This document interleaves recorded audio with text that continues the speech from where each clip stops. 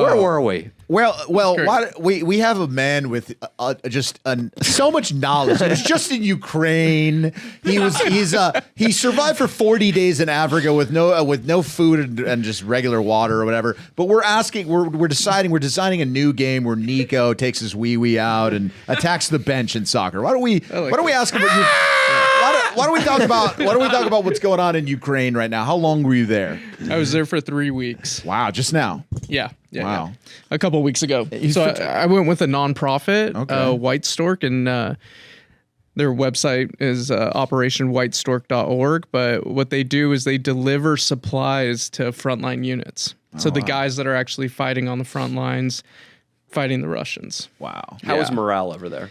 Morale was good. I mean, the Ukrainian people they're a prideful people, and That's one of the deadly sins. They're be careful with that. I know, but they're gonna fight till the last one of them, dies. They're just gonna keep going, and that's what I gathered. Was it cold? If a bomb drops in the city, they're out there cleaning it up that day. Like within a day or two, that site is cleaned up. So they're trying to keep morale high, even though they're getting bombed constantly. What kind of when they bomb a city? I mean, anybody that could be there, women, children, or dying.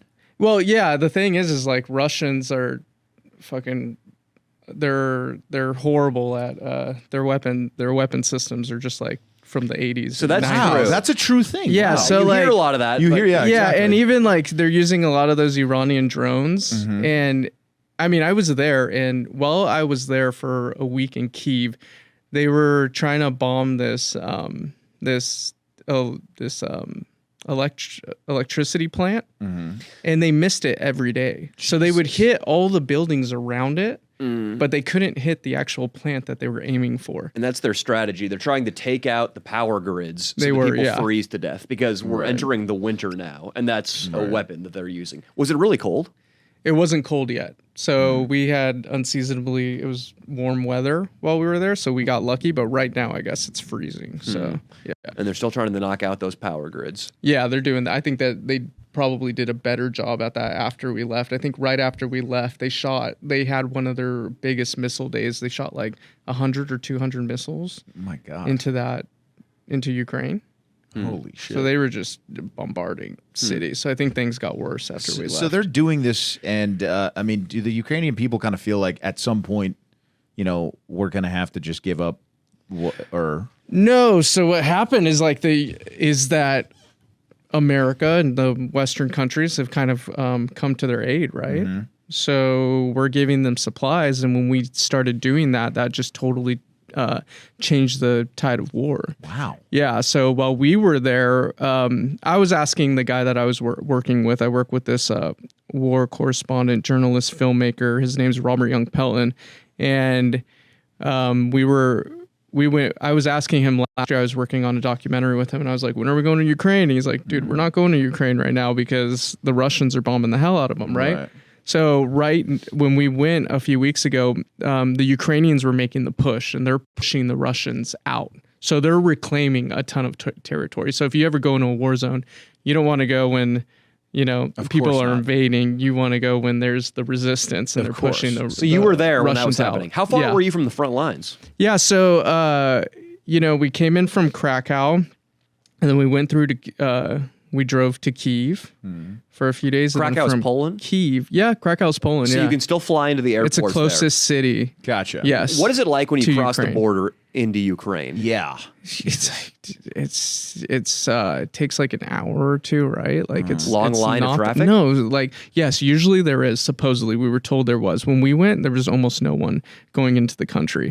A few cars, and then they kind of just let anyone in. Yeah, I mean, so they let you in. What are you going to do? You're going to bring some pot into their country? Yeah. There are Patriot missiles flying through the air. Yeah, I mean, people are going into the country to fight. It's a weird place. People are bringing in supplies, so they're taking all the help that they can get, right? Wow. I mean, I went to Chad last year, and they held us in the airport for like 2 days, and made us sleep on the floor. It's like, oh my God, that country. But Ukraine was like, yeah, come on in. So whenever you're a brave man, because I feel like if I was in Ukraine, the entire time I'd be thinking, God damn it, what an idiot I would be to just fucking somehow die while I'm doing this. Yeah. And rid myself of the opportunity to get pussy for the rest of my life. I'm only 35. Yeah. There's a lot of ladies. You're 36. Yeah, but you kind of go to your digital asshole.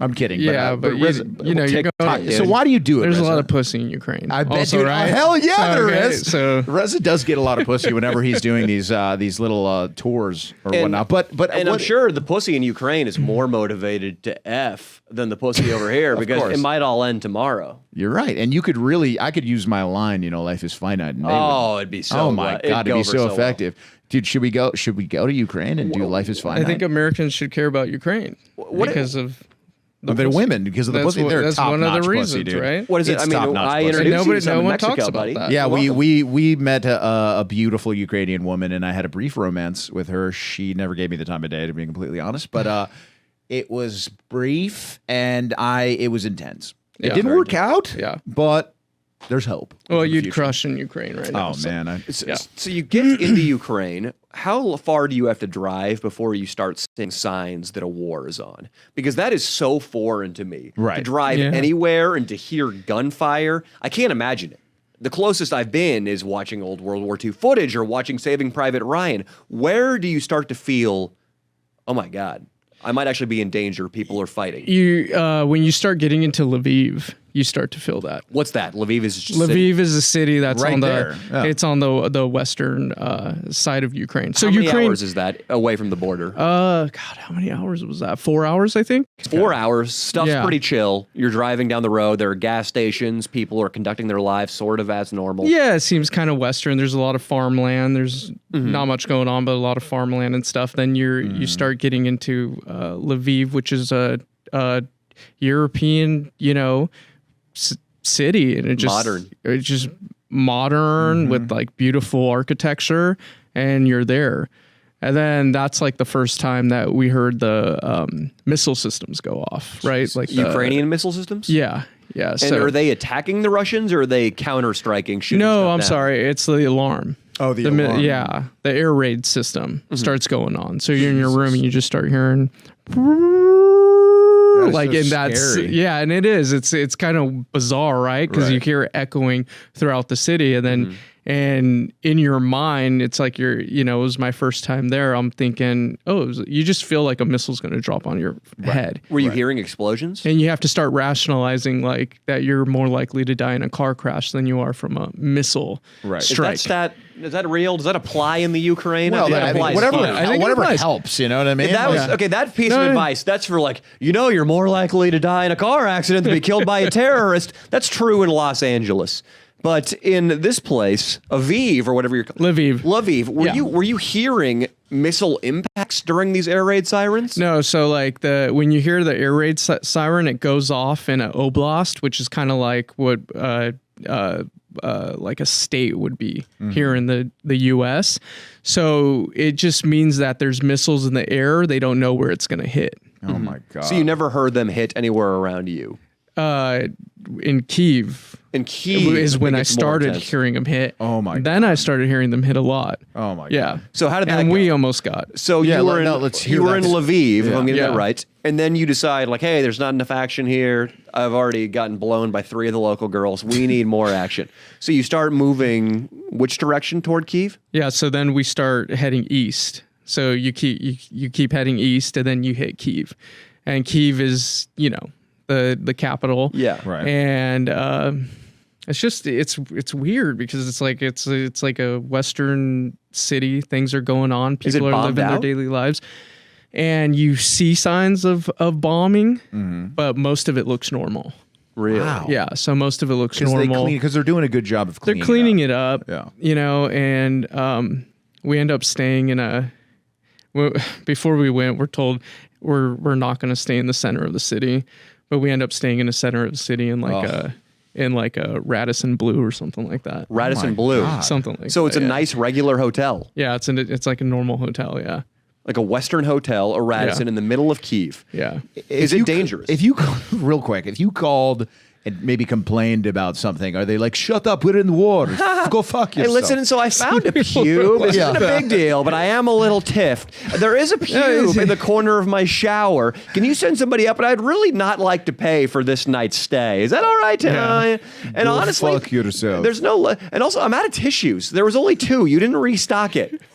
Okay, I want lotion. There's no lotion. It puts things in perspective, I bet, right? Yeah, no, but the Traveling thing over is like the people are, the rooms are fine and they're perfect, right? Because the people are like, they got their shit together. Of course. It's like, somewhat of a Western country. Yeah. And, but that's when the air raids started going on every day. And then that's when we started hearing explosions and the drones coming in. Fuck that. Yeah, the drones coming in. I'm out. As soon as I hear one, I'm out. Tell me about the explosions. Are you hearing them off in the distance outside of the city, or are there impacts in the city? They're in the city. So when I was in Kyiv, the explosions are going off maybe like a kilometer from us. Come on, Speak dude. American, dude. How many It's miles? less than a mile. It's like 3/4 of a mile. Yeah, 3/4 of a mile. Okay. Close to that. All right, thank you. Yeah, You could have little just 3/4 of a mile. Yeah, asshole. well. Sorry, Riz.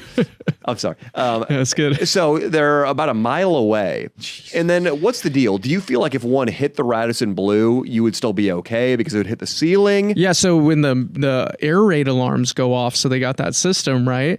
So there's a bunch of guys on the east and on the border of Russia, and they're just looking out for missiles coming in, right? So when those alarms go off, everyone's supposed to go downstairs into the shelter. So our shelter was the parking garage. Okay, that makes sense. And it just gets annoying. You just start getting fucking annoyed. Right. You How start often does it getting happen? annoyed by the Russians because it's like happens once. I've always been annoyed. Then by it the happens again. Then it happens again, and then it's like all day. And then when they do that, they have to shut the city down. Right. So you're just like, God, these guys are assholes. Is it true that the reason they can never hit their targets with the missiles is not because of outdated technology, but because they're always so blacked the fuck out on vodka? I think that there's probably some truth to that. I think but it probably is too. I think it's a mix. How many times a day are those sirens going off? So that's the fucked up thing. So they always go off early in the morning, like at like 5:45, 6 o'clock. Wow. So like first light, a Dino little before wouldn't do first well. light, they're going off. And they're doing that for psychological purposes, right? They're doing it to fuck with you. Yeah, of course. Because every day you got to wake up and you're like, oh shit, a missile. It gets you up out of bed and you're just like, ugh. But in a way, that kind of just makes your enemy more motivated. Then they turn into like a bunch of Jocko Willinks, and they're like, seize the day. Well, dude, Get it's after like it. every Stay hard. Let's go. Dude, every Ukrainian looks like a boxer. Yeah, and like- Klitschko is the mayor of Kyiv. Oh my God, Yeah, dude! Just a dude. 6'5", So they are 6'6" yeah, just animal. beast. Hear Yeah. me out, dude. I know I've had a lot of ideas today about how to improve stuff. I think the Russian strategy should be they do airdrops, sort of like what we did in Berlin back in the day. They do airdrops, just crates of hard liquor and whores. They drop those into the city, and they don't start their first bombing raid until about noon, 1 p.m. Yeah. So that really encourages the Ukrainians to stay out late, party, and sleep in. And then that's going to ripple down to the military. And the military is going to be real slothful, and they're going to be real lusty. Yeah. Not a bad idea, Danny. Not a horrible idea. Thinking, dude, waking them up early is the worst thing to do.